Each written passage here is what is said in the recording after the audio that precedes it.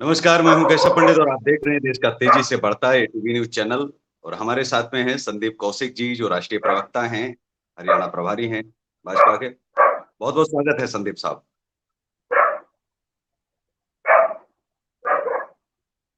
जी, आवाज पहुंच रही है आप तक? नमस्कार। जी, बिल्कुल आ रही है। इस समय बिल्कुल आ रही देश है में सर। जो राजनीति है वो बस एक ही चीज की चल रही है कि राहुल गांधी जी प्रधानमंत्री बनेंगे या ममता जी प्रधानमंत्री बनेंगी या फिर लालू प्रसाद यादव जी बनेंगे या फिर विपक्ष में तमाम चेहरे हैं जो खड़े हो रहे हैं, जो बोल रहे हैं कि हम प्रधानमंत्री बनने के लायक हैं। कहा यह भी जा रहा है कि जहां एक तरफ नरेंद्र मोदी जी मतदाताओं को इकट्ठा कर रहे हैं, वहीं राहुल गांधी जी नेताओं को इकट्ठा कर रहे हैं। तो देश में प्रधानमंत्री कौन बनेगा? नेताओं को इकट्ठा करने वाला या फिर मतदाताओं को इकट्ठा करने वाला? संदीप साहब जी। केशव जी, आज जिस प्रकार से देश में स्थिति है, जिस प्रकार हम्म। से भारतीय जनता पार्टी अपनी हर बात को जनता तक सीधे तौर पर पहुंचा रही है, चाहे वो सरकारी योजनाओं के माध्यम से हो, चाहे देश की सुरक्षा की बात हो, चाहे जी। देश के सैनिकों की बात हो, किसी भी प्रकार का जो भी मुद्दा है और जो भी जनहित के कार्य है, वह आज भारतीय जनता पार्टी बिल्कुल सीधे तौर पर जो है जनता के साथ जुड़ी है, जिसका परिणाम ये हुआ है देश में कि जितना विपक्ष जितना जी। कि बिखरा हुआ था, वो आज इस कदर मजबूर हो गया है कि वो गठबंधनों की एक राजनीति नया एक मतलब प्रोपेगेंडा शुरू हो गया है। लेकिन इन ये जितने राजनीतिक मगरमच्छ हैं, जो आज ये इकट्ठे हो रहे हैं, जी। ये अभी तक यह डिसाइड नहीं कर पा रहे कि इनके विपक्ष का नेतृत्व कौन करेगा। विपक्ष के पास कोई एजेंडा नहीं है। आज विपक्ष जो है पूर्णतः एजेंडा विहीन है। उनका सिर्फ एक ही एजेंडा है कि प्रधानमंत्री कौन बनेगा। मतलब कितना दुर्भाग्यपूर्ण विषय है कि जहां एक तरफ जब कांग्रेस की सरकार थी, भारतीय जनता पार्टी एक मजबूत विपक्ष के तौर पर हर एजेंडे के ऊपर जो है भारतीय जनता पार्टी जो है मतलब विपक्ष की बहुत बढ़िया तरीके से भूमिका निभाती थी और जनहित के कार्य भी होते थे। और इस कदर जो है कांग्रेस की सरकारों को मजबूर किया जाता था उस समय कि वह हम्म। उनके जो नेताओं के भ्रष्टाचार के मुद्दे थे, अगर आप उस समय की बात करें, उनके खुद के नेता जो है जेल गए। और आज देश का जो में इस तरीके की व्यवस्था है कि विपक्ष के पास जो है कोई मुद्दा ही नहीं रह गया। जी। क्या मुद्दे हैं विपक्ष के पास? ना तो वो कोई ऐसा मुद्दा जो है जनहित का मुद्दा है वो उठा रहे हैं, कोई मुद्दा नहीं उनके पास सिर्फ एक ही मुद्दा है कि हम सब कैसे इकट्ठे होकर देश के प्रधानमंत्री के तौर पर जो आज कुर्सी पर जो है आदरणीय नरेंद्र मोदी जी बैठे हैं, और नरेंद्र मोदी जी की नेतृत्व में आज देश में नहीं विश्व में जो है भारत का जो गौरव है वो बढ़ रहा है। भारत की जो मान सम्मान है और हर भारतीय का मान सम्मान बढ़ रहा है। और विश्व को में आज देश जो है विश्व गुरु बनने की कगार पर आके खड़ा हो गया है और धीरे धीरे बड़ी मजबूती से बढ़ रहा है, हर क्षेत्र में बढ़ रहा है। आज विपक्ष उसको पचा नहीं पा रहा।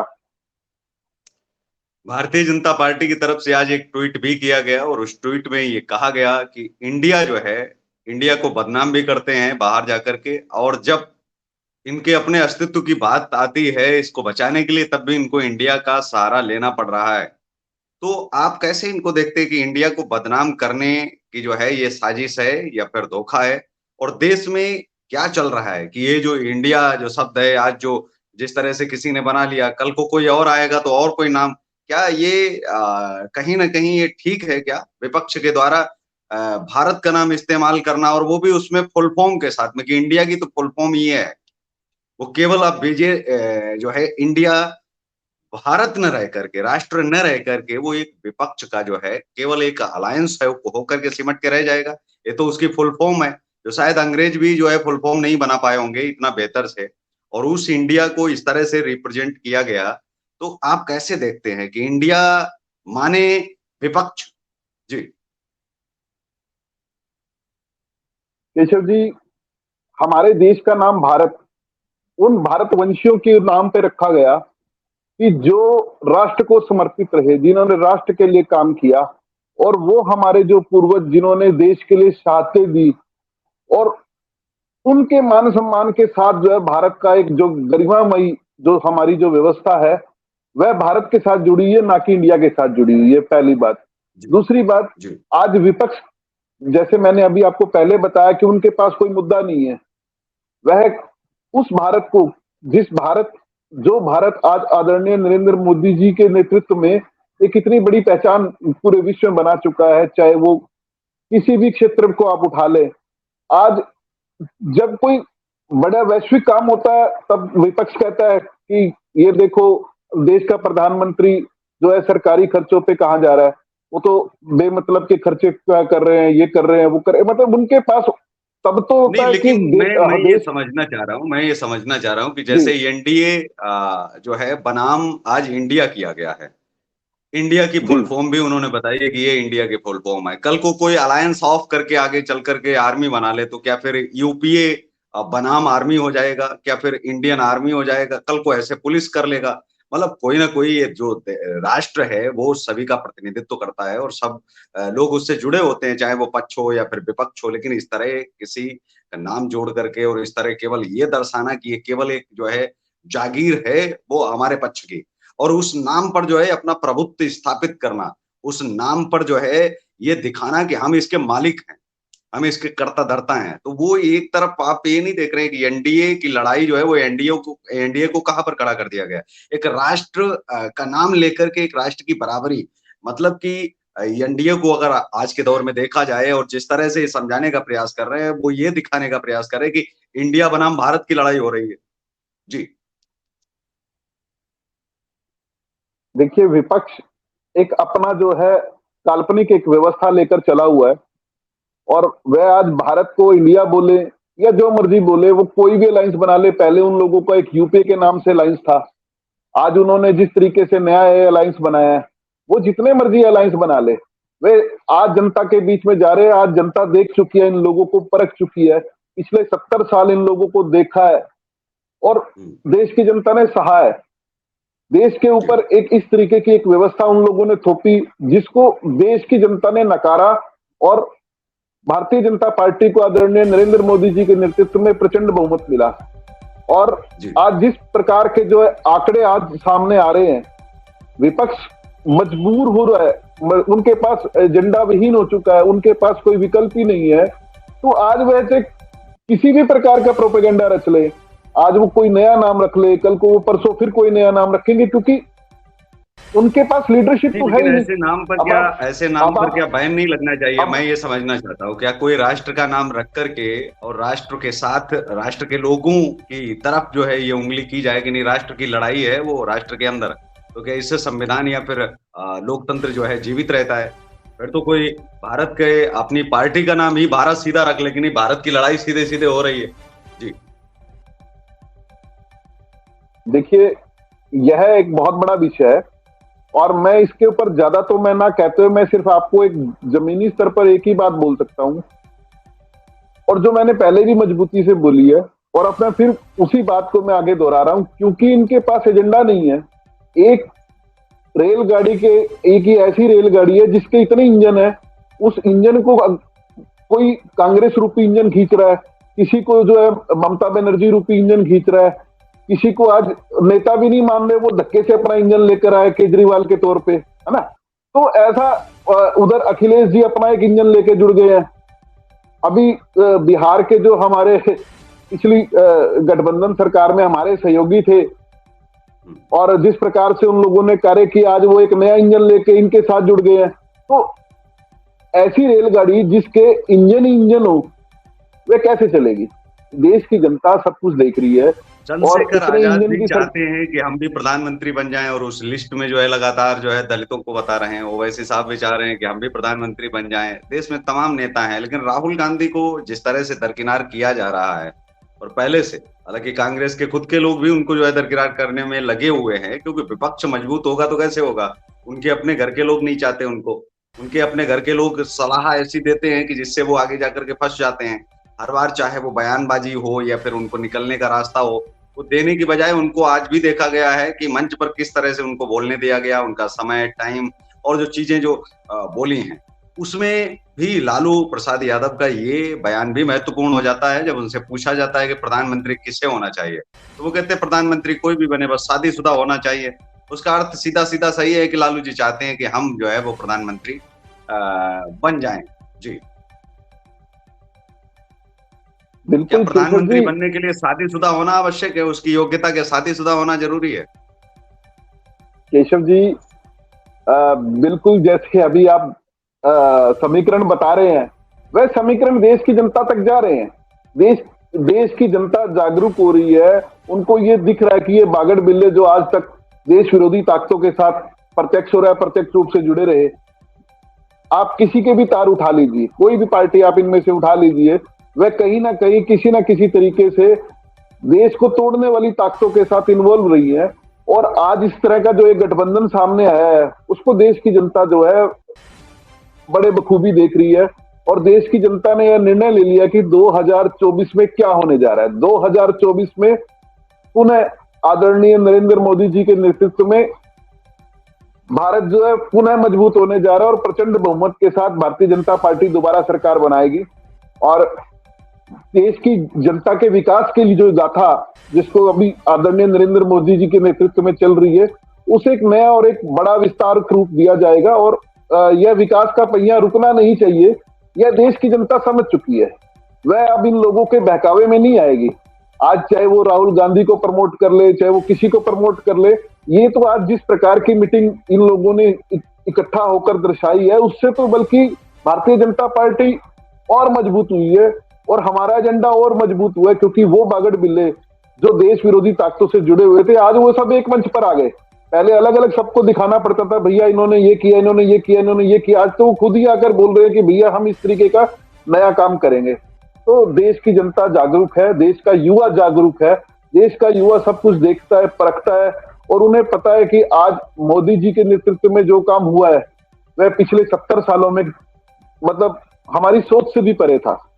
जो काम आज देश की पिछले जो है 2 प्लान में हुआ है और बड़ी उपलब्धियां जो है वो हासिल की है। एक बड़े नेतृत्व की अगर बात करें तो निश्चित तौर पर ये कहा जा सकता है कि एक दशक से लगातार जो नरेंद्र मोदी का कद था वो पूरी दुनिया में धीरे धीरे और बढ़ता ही जा रहा है। हर साल जहां भले ही सीट या फिर जीतने की अपेक्षा जब वैश्विक स्तर पर किसी राजनेता की बात की जाती है तो उसमें नरेंद्र मोदी जी का नाम ना आए, ऐसा हो नहीं सकता। लेकिन नरेंद्र मोदी जी के जो है आने से लोग ये भी चाहते हैं कि राज्य में सरकार तो बदल जाए, परिवर्तन तो चाहते हैं, लेकिन इस शर्त पर नहीं चाहते हैं कि उनका जो है कोई ऐसा नेता बने जो मोदी के जैसा योग्यता न रखता हो, उससे कम योग्यता रखता हो। आज लोग प्रधानमंत्री की योग्यता समझ गए हैं कि प्रधानमंत्री को कितना योग्य होना चाहिए। कहीं ऐसी बात तो नहीं है जो प्रधानमंत्री जी के लिए तीसरी बार भी हुंकार जो है भारतीय जनता पार्टी भर रही है। देश को मालूम है कि एक अयोग्य शासक पूरे राष्ट्र को लेकर के डूब जाता है, वो आपको बरगला सकता है, लेकिन जब कोई योग्य शासक मिलता है तो वो अपने राष्ट्र को आगे बढ़ाता है। और जिस तरह से नरेंद्र मोदी जी को देखा जाए तो लगातार वैश्विक स्तर पर जो है शक्तिमान होता जा रहा है भारत, जब बात शक्तिमान की जाती है। जी। आप पिछली सरकारों में हम बात करें, पिछली सरकारें ढोल पीटती थी कि हमने एक अर्थशास्त्री को देश का प्रधानमंत्री बनाया और एक अर्थशास्त्री के नेतृत्व में चलने वाला भारत जो है वह इतना कमजोर था उस समय कि पाकिस्तान जैसा एक पिद्दी सा देश जिसकी जनसंख्या एक बहुत थोड़ी जनसंख्या है, वह देश भी हम लोगों को डराया करता था। मतलब एक छोटा सा देश जिसके पास अपने आर्थिक संसाधन नहीं थे, उसको यह दर्शाया जाता था कि पाकिस्तान कितना मजबूत है। चीन हमें डराया करता था। और आज एक चाय वाले के नेतृत्व में जिसको इन्होंने संबोधित करते हैं, इनकी जो टैग लाइन है चाय वाला, हम तो उसी को स्वीकार करते हैं। भाई आप हमें कटाक्ष कर रहे हैं, हम उसे तहे दिल से स्वीकार करते हैं। आप उसी से देखिए कि एक चाय वाले के नेतृत्व में आदरणीय नरेंद्र मोदी जी के नेतृत्व में भारत कहां बढ़ रहा है। आज पाकिस्तान कटोरा लेकर मजबूर है, आज वह अपने आर्थिक संसाधनों के लिए भारत की तरफ देख रहा है। चीन जो है अपनी हर आर्थिक व्यवस्था के लिए आज भारत की तरफ देख रहा है। आप देखिए मतलब हमारे देश का कद जो है, अभी पीछे एक नई लिस्ट जारी हुई वैश्विक स्तर के ऊपर, उसमें जो है अमेरिका रूस के बाद जो है तीसरा शक्तिशाली देश जो है भारत को, ये हम नहीं कह रहे, ये वहां का जो मीडिया, जो वहां के जो एजेंसीज है, जो जो रिसोर्सेज एजेंसीज है, वो बता रही है कि आज भारत जो है तीसरे नंबर पर आ गया विश्व में। तो सीमा हैदर पर एक सवाल लगातार बना हुआ है देश में कि उनकी उनके ऊपर जांच जो है चल रही है, वो जांच का विषय है। लेकिन कहा यह जा रहा जी, है कि भारतीय जनता पार्टी कल को अगर उसमें सीमा हैदर शामिल हो जाती हैं तो भारतीय जनता पार्टी की स्टार प्रचारक हो सकती हैं।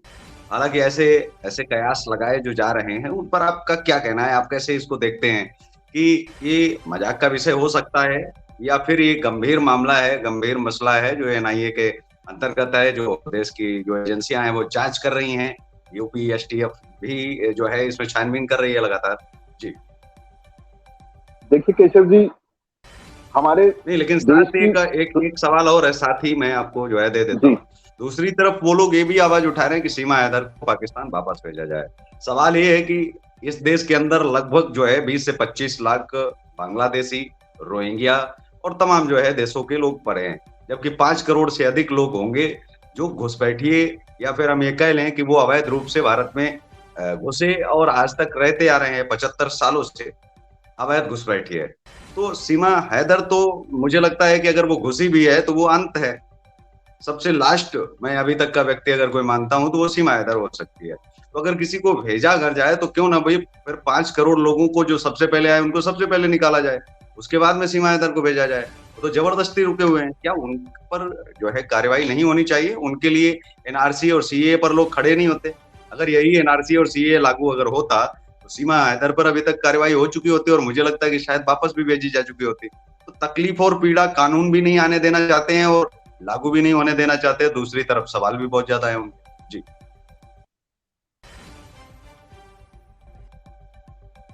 केशव जी, पहली बात तो सीमा हैदर का जो मामला है वो एनआईए के संज्ञान में है, और देश की सबसे बड़ी जो हमारी सुरक्षा एजेंसीज है, एनआईए, वो उसको बड़ी गंभीरता से ले रहे हैं, क्योंकि देश की सुरक्षा पहले है। लेकिन जब तक कोई चीजें साबित ना हो उसके ऊपर बयानबाजी देना वह भी गलत है। पहली बात तो यह है कि अगर इस तरह का कोई भी व्यवस्था आई है, उसके लिए सुरक्षा एजेंसी बनी हुई है, सुरक्षा एजेंसी अपना दायित्व तो निभा रही है और उसके ऊपर पूरी छानबीन चल रही है, और उस छानबीन के तहत जो भी सही निर्णय होगा वो सुरक्षा एजेंसियों के माध्यम से लिया जाएगा। जो भी दिशा निर्देश है वो हमारी केंद्र सरकार की तरफ से उनको रेगुलर जारी है, और इस चीज के ऊपर पूरा मॉनिटरिंग चल रही है, और सुरक्षा एजेंसियों के साथ जो है केंद्र सरकार जो है संपर्क में है। पहली बात। दूसरी बात जो है, आज सीआईए और एनआरसी का विरोध कौन कर रहा है? ये वही तो गठबंधन कर रहे हैं जो लोग आज एकजुट हुए। आप उनसे ये पूछिए कि भैया आपको दिक्कत क्या है एनआरसी लागू होने में, तो उनका अपना एक नया वो होगा, हाँ जी माइनॉरिटी को दिक्कत है।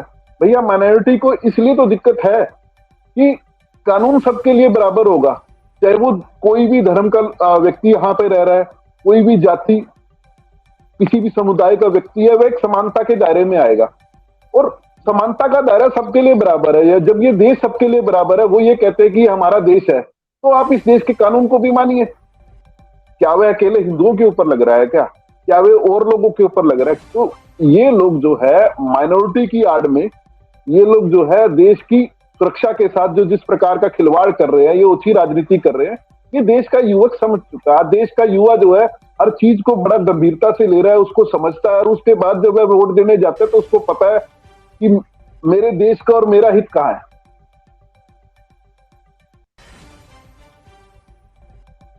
राष्ट्र के मामलों में आप राहुल गांधी, लालू प्रसाद यादव या फिर तमाम विपक्ष के नेताओं में आप किसी को समझते हैं कि वो जो है कहीं ना कहीं बहुत सारे लोग जो 3-3 4-4 बार जो है मुख्यमंत्री भी रह चुके हैं और उसके बाद जो है एक लंबे समय से जो है लोकतंत्र में हैं, जनता का भी विश्वास है, जीत के भी आ रहे हैं, निर्वाचित होकर के भी आ रहे हैं, आप किसे समझते हैं कि समझदार इन सब में सबसे ज्यादा है? अगर कोई व्यक्ति हो सकता है, क्योंकि जो पूरी भीड़ इकट्ठी हुई है, एनडीए के पास भी कहा जाए तो एनडीए के पास भी बहुत सारी पार्टियां हैं और आज तो यूपीए से इंडिया बना दिया गया है, तो इंडिया में भी बहुत सारी पार्टियां, और मुझे लगता है कि इंडिया में तो सभी पार्टियां हैं। अगर इंडिया में देखा जाए तो भारतीय जनता पार्टी का फिर इस तरह सहयोग उनको मिल रहा है, लेकिन ये कहना अलग होगा। मैं आपसे सिर्फ इतना जानना चाह रहा हूँ कि ये जो पार्टियां हैं, इनमें पार्टियों में सबसे शीर्ष स्तर पर आप किसे मानते हैं कि जो प्रतिनिधित्व करना चाह रहा है और शायद उनकी शिकार जो है उनके हाथों बड़ी बड़ी पार्टियां हो जाएंगी। जी। देखिए, पहली बात तो ये कि विपक्ष में अभी ऐसी कोई नेतृत्व करने वाला हमारे बीच में कोई ऐसा नेता है नहीं। अगर हम बात करें राहुल गांधी के नेतृत्व पे उनकी ही पार्टी जो है बार बार प्रश्न चिन्ह लगा रही है। विपक्ष में दूसरी जो क्षेत्रीय पार्टियां हैं जो आज की डेट में खुद को राष्ट्रीय पार्टियां बनने का दावा कर रही हैं, उनमें कोई ऐसी पार्टी नहीं है कि जो केंद्र में आकर जो नेतृत्व कर सके। तो आज जो है अकेले नरेंद्र मोदी जी जो आज एक वैश्विक नेता के रूप में उभर चुके हैं, उनके आगे जो है अगर हम इनकी तुलना करें तो उनके तुलना के लिए भी उनमें से कोई ऐसा नेता नहीं है कि जो उनके बराबर में कोई खड़ा होकर जो उस व्यवस्था को चला सके। दूसरी बात, अगर हम राष्ट्रहित की बात करें तो राष्ट्रहित के लिए हम ये भी चाहेंगे कि विपक्ष जो है विपक्ष मजबूत रहे, क्योंकि एक अच्छी सरकार चलाने के लिए मजबूत विपक्ष का होना भी जरूरी है। हम नहीं कह सकते कि हम सरकार ने 100% जो फैसले लिए वे सही होंगे। अगर कहीं पर सरकार गलत दिशा में या कोई ऐसा कदम जो है गलत दिशा में चल रहा है तो विपक्ष का काम जो है उसको रोकना है। लेकिन यहाँ पे हालात क्या हो गए हैं, विपक्ष ना तो बता रहा कि ना वह कुछ दर्शा पा रहा, उनका सिर्फ एक ही एजेंडा है कि नरेंद्र मोदी को हटाओ, नरेंद्र मोदी को हटाओ। अरे भैया, नरेंद्र मोदी जी अपनी काबिलियत की वजह से आज देश का नेतृत्व कर रहे हैं और उनकी उस काबिलियत की वजह से भारत जो है आज तीसरे स्थान पे आ गया विश्व के। आपके पास तो आज ये एजेंडा नहीं है कि आपके इतने सारे बागड़ बिल्लों में से कौन जो है इस देश का नेतृत्व कर सके। आप उसका निर्णय नहीं ले पा रहे तो आप इस देश को कहां संभालेंगे? तो यह तो आप और हम क्या, जनता तय करेगी। जनता सब देख रही है, जनता जनार्दन है, जनता का जो भी जनादेश है वो सिर माथे है। जी, भारतीय जनता पार्टी की अगर हम बात करें तो भारतीय जनता पार्टी से नवजोत सिंह सिद्धू निकलते हैं, जो सबसे पहले राहुल गांधी का नामकरण करते हैं, पप्पू नाम रखते हैं और उनको जो है वो पार्टी ले लेती है। और आज के दौर में जो है वो खुद तो डूबते ही हैं, कांग्रेस का जो है पंजाब से नाम निशान मिटा देते हैं। अगर पूरा श्रेय दिया जाए तो वो सिद्धू को कम न दे, ताली ताली ताली ही बजवाते रहे और पूरे जो है वो कांग्रेस को थाली पकड़ा दी। दूसरी तरफ अगर शत्रुघ्न सिन्हा को देखा जाए, सिद्धू गए, उसके बाद में शत्रुघ्न सिन्हा बिहार में इनको लेकर के डूब गए और जहां तक इन्होंने बढ़ाया वहां कांग्रेस जो है खत्म हो गई। सचिन सिंधिया की अगर बात करें तो सिंधिया भारतीय जनता पार्टी में आ गए, क्योंकि वो अपने उन व्यक्तियों को नहीं छोड़ना चाहते हैं जिन्होंने पहले से जगह बनाई हुई है। वो पारिश्रमिक भी नहीं देना चाहते जो लोग मेहनत कर रहे हैं पार्टी को उठाने के लिए और बनाने के लिए। अब तीसरी हम बात करें, शिवसेना भी लेकर के डूब गई कांग्रेस को, जहां तक समर्थन दिया है। उसके बाद में सचिन पायलट का नंबर था, लेकिन जाते जाते कहीं ना कहीं जो है बच गए हैं।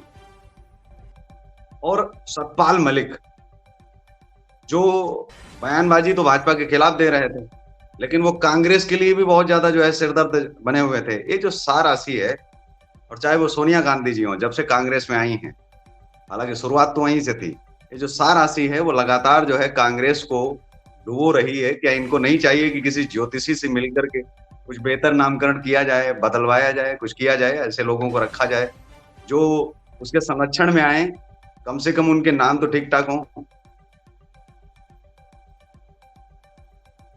ऐसा है केशव जी, जिस प्रकार का आज विपक्ष के एजेंडे है ना, उस हिसाब से तो हमें ये लग रहा है कि आगने वाले 2050 तक मोदी जी को कोई हटाने वाला नहीं है। भारतीय जनता पार्टी की मजबूती का कारण ही विपक्ष है इस समय, क्योंकि विपक्ष एजेंडा विहीन हो चुका है। उनको पता ही नहीं कि हमें करना क्या है। मोदी जी को अगर हम वे अपने राजनीतिक स्वार्थ में 2023 चल रहा है, 2023 चल रहा है, लेकिन भारतीय जनता के संविधान के अनुसार तो जो है वो ज्यादा दिन तक नहीं रहेंगे, शायद वो अगली पंचवर्षीय में ही रहेंगे। उसके बाद तो प्रधानमंत्री नहीं बन सकते हैं। भारतीय जो भाजपा का संविधान है, उस संविधान में तो अटल बिहारी वाजपेयी जी ने यही नीति किया है, उससे छेड़छाड़ मुझे नहीं लगता है कि की जाएगी। जी देखिए, ये निर्णय तो शीर्ष नेतृत्व का है, उसके ऊपर हम लोग अपने लेवल पर बयानबाजी करना यह उचित नहीं है।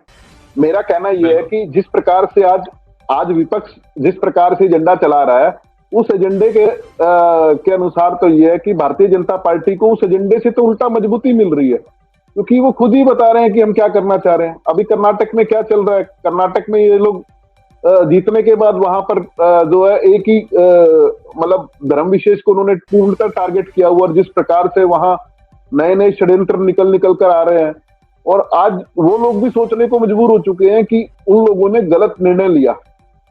और आप देखिएगा आगामी 2024 में प्रचंड बहुमत के साथ दोबारा से जो है पुनः मजबूती के साथ भारतीय जनता पार्टी जो है प्रचंड बहुमत के साथ जो है जीत का परचम लहराएगी। और वह लोग नरेंद्र मोदी जी ने एक बात और कही थी कि वन नेशन वन इलेक्शन, चाहे वो प्रधान हो या फिर प्रधानमंत्री, एक साथ ही चुनाव हो जाना चाहिए, जिससे कि देश में जो पैसा जो हर साल 5 वर्ष तक जो चुनाव लगातार पूरे राष्ट्र में चलता रहता है, वो बहुत ही खतरनाक है, डेंजरस है। उसमें लोग जो है चुनाव के अलावा कुछ सोच ही नहीं पाते हैं। कहीं वहां की सीटें गठजोड़ कर रहे हैं, कोई वहां बचा रहा है। अगर एक साथ चुनाव होगा तो 1 साल 5 साल चलेगा और लोग उसकी सरकार देखेंगे, जिसको भी चुना जाएगा और जिनको भी क्षेत्र में चुना जाएगा। सहयोग एक साथ ही जो है सभी को मिलेगा, एक साथ एक तारीख एक डेट, और उसके साथ में एक साथ ही फिर चुनाव होगा। तो लोगों को प्रधान से लेकर के प्रधानमंत्री तक का चुनने का एक साथ ही अवसर मिलेगा, उनका समय कम नष्ट होगा, और 5 वर्ष तक उनको पता है कि इनको बाकायदा जो है हमें भुगतना है, पहली बार। और अगर कोई बीच में दिक्कत आती है तो उसके लिए महाभियोग भी हम लगा सकते हैं एक साथ, क्योंकि चुनाव जो है वो वन नेशन वन इलेक्शन अगर हो जाए तो इस पर इसको कैसे देखते हैं कि क्या ये संभव है, हो पाएगा जो प्रधानमंत्री जी ने जो कहा था? देखिए, देश को 70 साल में पिछली पार्टियों ने जो दिया उसकी सफाई करते करते के लिए समय चाहिए, और ऐसा नहीं है। भारतीय जनता पार्टी का शीर्ष नेतृत्व इन सभी विषयों के ऊपर काम कर रहा है, धीरे धीरे हम सबको लागू कर रहे हैं। और वन नेशन वन मतलब एक चुनाव की जो बात जो जैसा कि अभी आपने बताया कि आदरणीय नरेंद्र मोदी जी ने कही है, और बिल्कुल कही है, और उसके ऊपर भी काम चल रहा है। लेकिन एक चीज को लागू करने के लिए बहुत सी व्यवस्थाओं से गुजरना पड़ता है, और ऐसा नहीं है, काम चल रहा है और ये लागू होगा, बिल्कुल होगा। और भविष्य में जो है आपको इस तरह के परिणाम बिल्कुल मिलेंगे। जो देश के लिए, राष्ट्र के लिए जो सही निर्णय होगा वह भारतीय जनता पार्टी लेगी, उसके लिए वचनबद्ध है। उसी के लिए ही हमें देश की जनता ने चुना है, और हम उसके ऊपर पूरी निष्ठा से, पूरी ईमानदारी से पूरी भाजपा जो है कार्यरत है। एक और सवाल अंतिम, कि जहां नाथूराम गोडसे की बात की जाती है तो महात्मा गांधी के चैप्टर से लोगों को बड़ी आपत्ति थी कि नाथूराम गोडसे के आगे ये हटा दिया गया एक लाइन कि ब्राह्मण परिवार में नाथूराम गोडसे का जन्म हुआ था।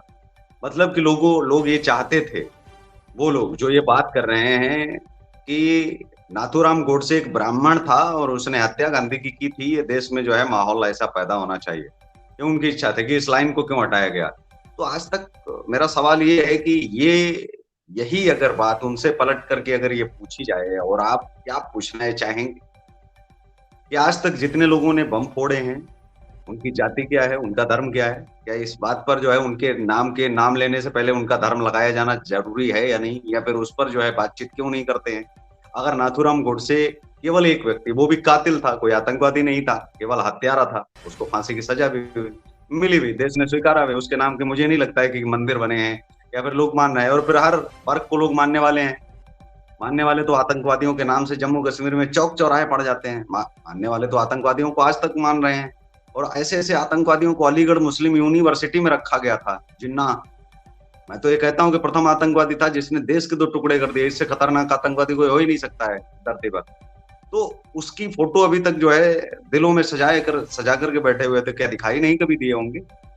और जब योगी जी की सरकार आती है तो वो उसके साथ में क्या करते हैं, ये पूरा देश जो है देखता है। जो बहुत पहले हो जाना चाहिए था वो अब जो है चीजें हो रही हैं। तो ऐसे में धर्म का जो है चश्मा पहन करके देखना या फिर जातियों को आपस में लड़वाना कहाँ तक उचित है?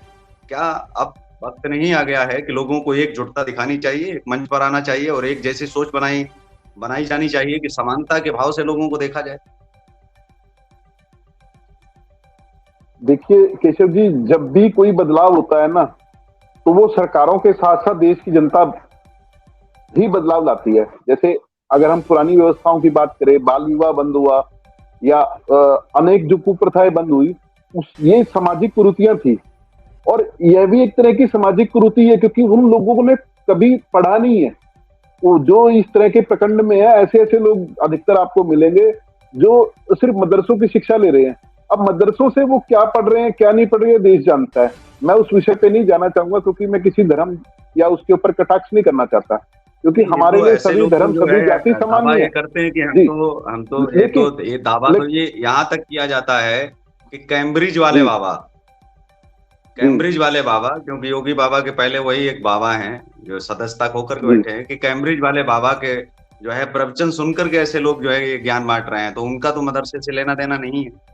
तो कैम्ब्रिज जी। वाले बाबा जो है कौन सा प्रवचन इनको दे रहे हैं, और इनको क्या ज्ञान जो है दे रहे हैं, जिससे कि ये लोग जो है ये नफरत और ऐसी जातियां और ऐसी चीजें जो ला रहे हैं, वो पहले हर विषय पर नहीं बोलते, डरते हैं या फिर नफरत फैलाना चाहते हैं।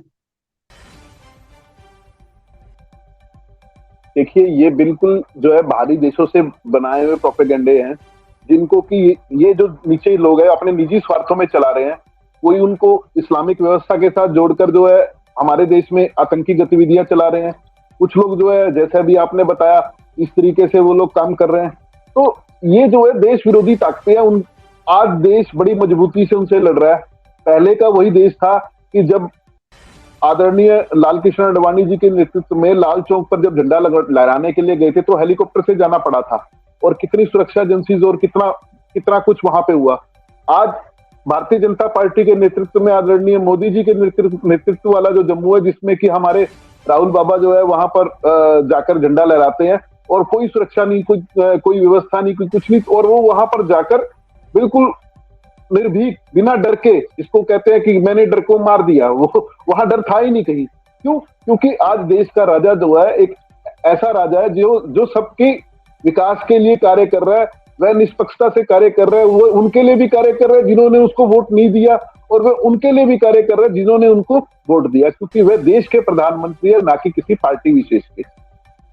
जी ये बिल्कुल। बात जब बहुत जब बहुत विपक्ष शुक्रिया। जब विपक्ष। जी जी बहुत बहुत शुक्रिया आपका कि आपने हमेशा की तरह वैसे ही बेबाकी के साथ बात भी रखी और आपने सभी सवालों के जवाब भी दिए। जहाँ तक कि जनता के मन में जो प्रश्न होते हैं, और ये जनप्रतिनिधियों का भी जो है काम है और प्रवक्ताओं का काम है कि उनके मन के संशय को भी हटाया जाए, क्योंकि आने वाले समय में धीरे-धीरे संस्कृत ही राष्ट्रीय भाषा भी बनने जा रही है। तैयारी सनातन राष्ट्र की बागेश्वर धाम भी एक तरफ कर रहे हैं, और बहुत सारे सवाल, बहुत सारी चीज़ें जो हर रोज़ जो है लाएँगे, और साथ में संदीप कौशिक साहब हमेशा की तरह होंगे। तो हमें दीजिए इजाज़त, नमस्कार, और आप देखते रहिए देश का तेज़ी से बढ़ता है बहुत बहुत एबीपी न्यूज़ आभार। चैनल। जय हिंद, वंदे मातरम।